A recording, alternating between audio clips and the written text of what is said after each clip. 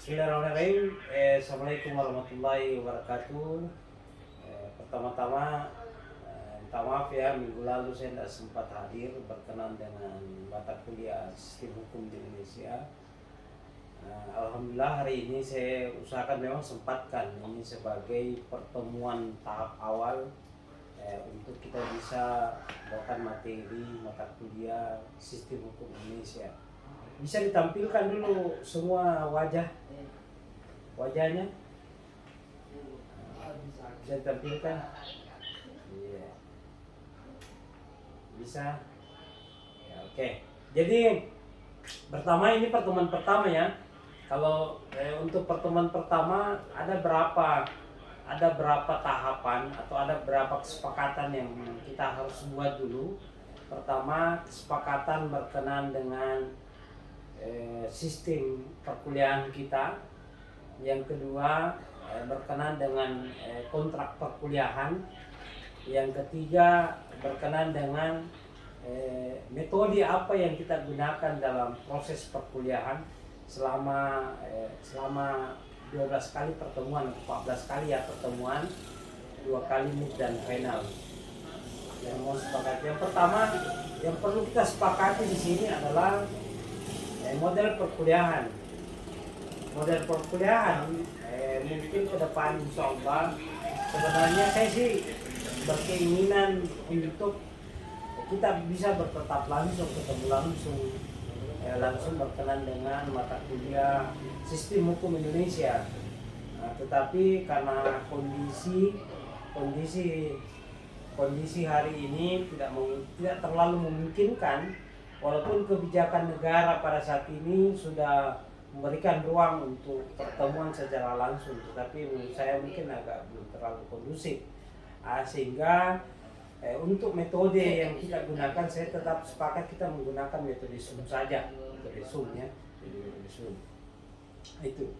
Yang kedua, ada 4 kriteria berkenan dengan proses penilaian dalam mata kuliah Sistem Hukum Indonesia, atau kalau di mata kuliah di hukum itu pengantar ilmu hukum. Pertama,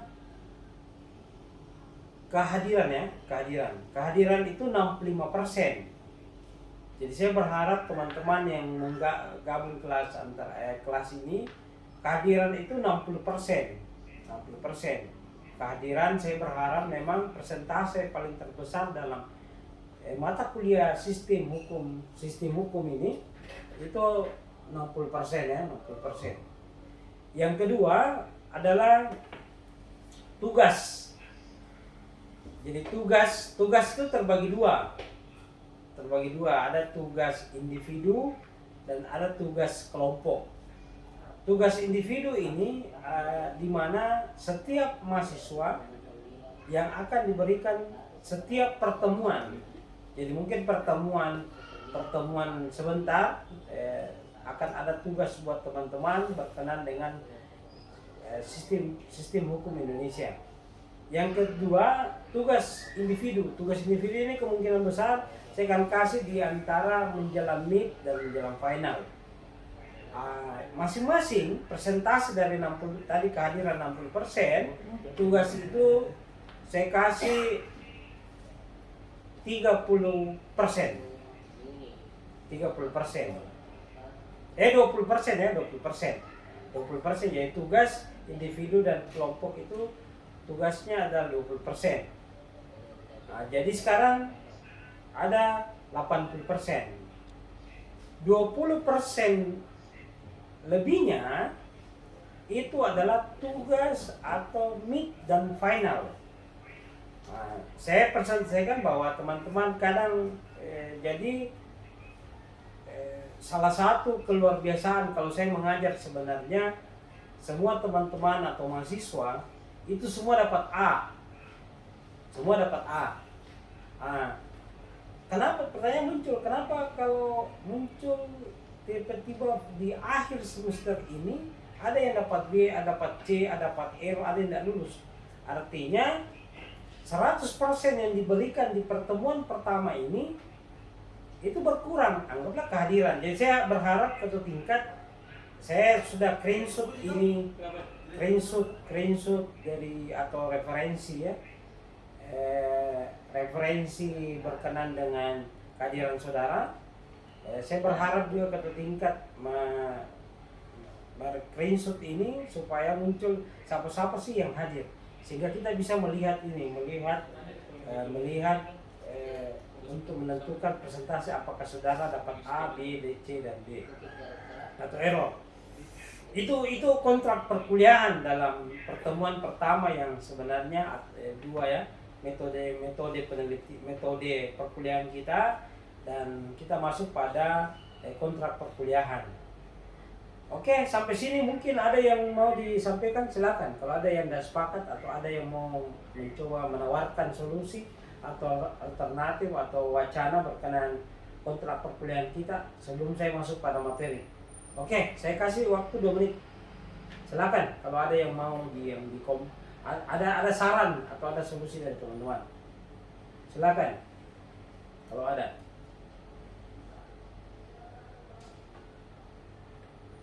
Ada? Halo? Ada? Oke. Kalau tidak ada, berarti saya anggap semua teman-teman sepakat dalam kontrak perkuliahan ini ya. Jadi semua kita sepakat dengan kontrak perkuliahan berkenan dengan 4 kriteria tadi itu, dan sepakat tentang metode kita perkuliahan, metode itu metode lewat Zoom berkenan dengan mata kuliah. Oke, selanjutnya kita masuk pada sistem hukum di Indonesia. Kalau kita bicara atau coba menerawang atau diskusi mencari referensi tentang bagaimana sih sistem hukum di Indonesia ini? Bagaimana sih sistem hukum di Indonesia? Pasti yang menjadi pertanyaan ini ya. Bagaimana sih sistem hukum di Indonesia? Pasti menjadi sebuah pertanyaan besar di dalam benak saudara berkenaan dengan sistem hukum Indonesia. Apalagi kalau kita melihat secara umum saja, atau kita melihat di media, melihat di media elektronik maupun cetak, kita pasti berpikir bahwa sistem hukum yang ada di Indonesia ini amburadul, atau sistem hukum Indonesia ini sesuatu hal yang tidak teratur. Sehingga berangkat dari semua kegelisahan itu, kita mencoba melacak atau mencoba menelusuri bagaimana sih sebenarnya sistem hukum di Indonesia.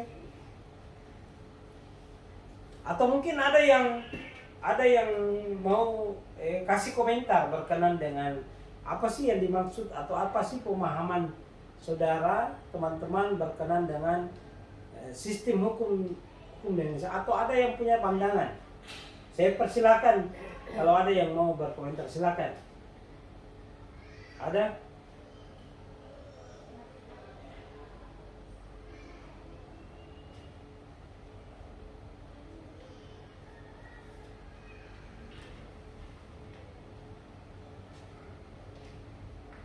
Silakan kalau ada.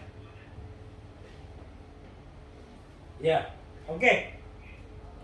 Makasih ya atas anggapan berkenan dengan ini. Jadi dalam sistem hukum di Indonesia, kalau kita bicara tentang sistem hukum ya, sistem hukum Indonesia itu kita berangkat dulu apa sih sebenarnya itu sistem. Jadi berapa referensi, berapa literatur secara teknis bahwa sebenarnya sistem itu adalah sebuah komponen atau sebuah regulasi atau sebuah bangunan yang dimana antara satu dengan yang lain itu punya keterkaitan. Antara satu dan yang lain punya keterkaitan. Sederhananya kalau kita melihat apa sih sebenarnya, contoh kalau kita bicara tentang sistem apa yang dimaksud dengan rumah itu terdiri dari pondasi, tembok, pintu, jendela, atap dan lain. Itu bagian ya. Jadi sistem itu bagian-bagian, satu komponen atau satu struktur yang membentuk itu sistem yang secara umum. Banyaklah definisi tentang apa sih sebenarnya sistem yang ada di sistem, apa dimaksud sistem. Nah sekarang apa setelah sistem kita coba definisikan, pasti kita mulai berpikir ya, atau mencoba melacak apa sih sebenarnya hukum itu sendiri. Jadi kita tinggal mengcombine antara sistem dengan hukum. Nah, pasti pikiran kita berpikir apa sih sebenarnya yang dimaksud dengan hukum. Karena banyak analisa atau banyak prasangka atau banyak perdebatan berkenaan dengan pengertian apa yang dimaksud dengan itu hukum. Apa pengertian hukum? Jadi perdebatan ini, jadi ketika teman-teman bicara tentang atau mengajukan pertanyaan apa yang dimaksud dengan hukum? Pertanyaan ini atau apa yang dimaksud, apa yang kita pahami atau apa definisi hukum? Pertanyaan ini sebenarnya muncul bukan saat ini saja ya, berkenaan dengan apa yang dimaksud dengan hukum. Tetapi pertanyaan ini sudah jauh sebelumnya itu sudah lahir. Di zaman Yunani sudah kita berdebat berkenaan apa itu definisi hukum, apa pengertian hukum. Sampai sekarang kita masih berdebat. Di S1 hukum, S2 hukum, dan S3 hukum. Itu masih kita berdebat tentang apa itu yang dimaksud dengan hukum. Nah, sehingga di dalam di dalam referensi literatur tidak ada satupun sebagai tokoh atau satu ilmuwan atau satu pemikir atau guru besar dokter lain itu yang mencoba mendefinisikan hukum secara komprehensif. Tidak ada satupun yang mampu mendefinisikan hukum itu secara komprehensif. Dia tidak mampu mendefinisikan hukum itu secara komprehensif. Tetapi dia hanya mampu mendefinisikan hukum secara partikel-partikel, secara bagian-bagian saja. Anggaplah kalau dia bicara tentang hukum keperdataan, maka hukum keperdataan dia mendefinisikan apa sih yang dimaksud hukum perdata. Sama halnya kalau kita bicara tentang hukum pidana, maka tidak ada satupun yang menyatakan ini hukum pidana, tidak ada satupun. Oke, bisa tampilkan lagi tak? Dimunculkan wajah tak? Bisa? Iya, karena jangan sampai saya hanya bicara tidak ada wajah yang muncul. Oke, siap. Jadi tidak ada satupun pemikir dan ilmuwan hukum yang bisa mendefinisikan apa itu hukum sebenarnya. Dalam artian mendefinisikan secara paripurna ya, tidak ada sama sekali. Tidak ada sama sekali yang mampu mendefinisikan. Pertanyaan muncul, bagaimana cara kita bisa mengetahui hukum tanpa kita tidak mengetahui definisi? Maka salah satu alternatif dalam sains, dalam ilmu, hukum itu bisa didefinisikan berdasarkan apa yang menjadi konten permasalahan. Anggaplah kalau kita bicara tentang hukum, anggaplah kita bicara tentang tanah mungkin.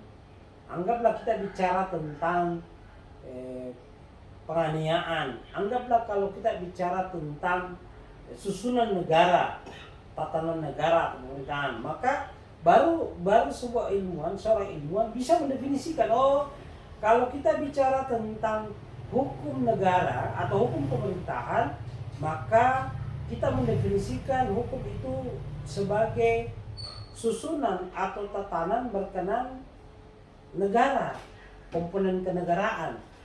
Kalau kita bicara tentang hukum tata negara, berarti kita bicara hukum tata negara.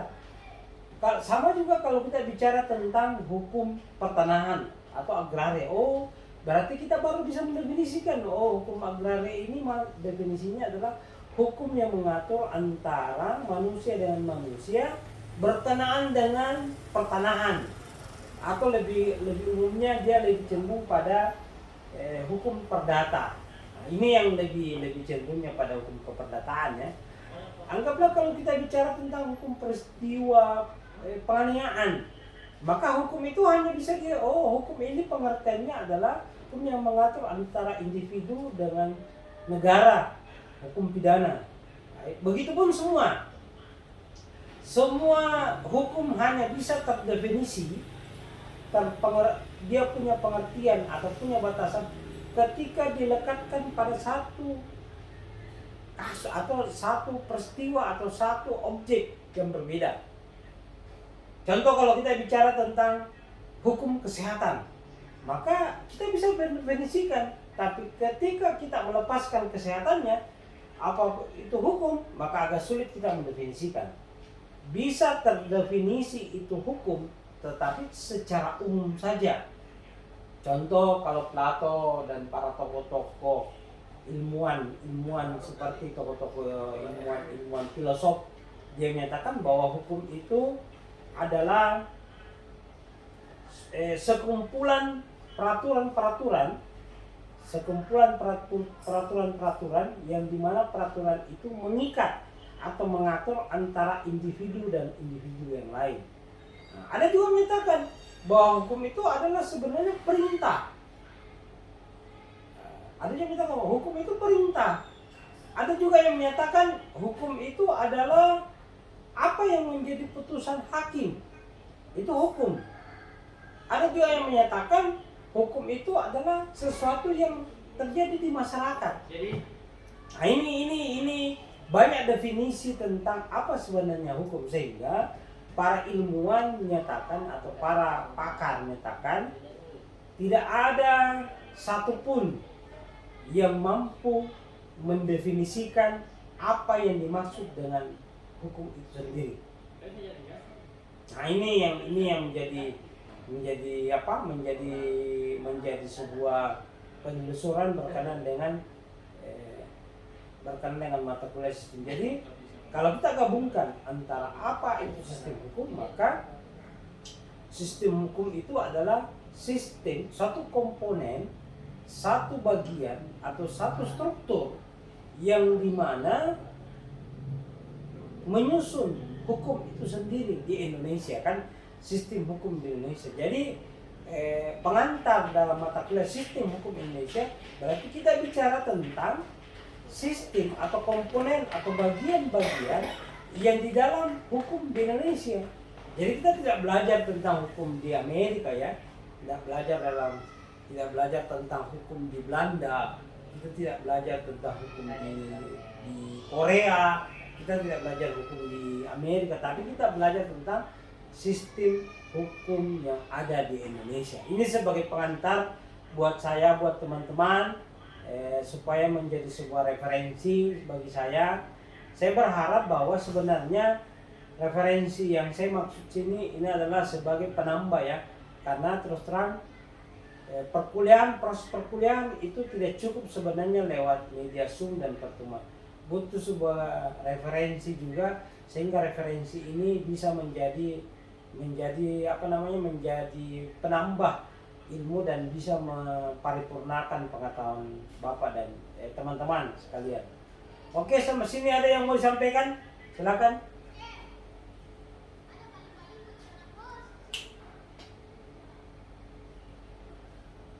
Mungkin Tabe Pak Irwan mungkin bisa diselesaikan ya, sambil ya.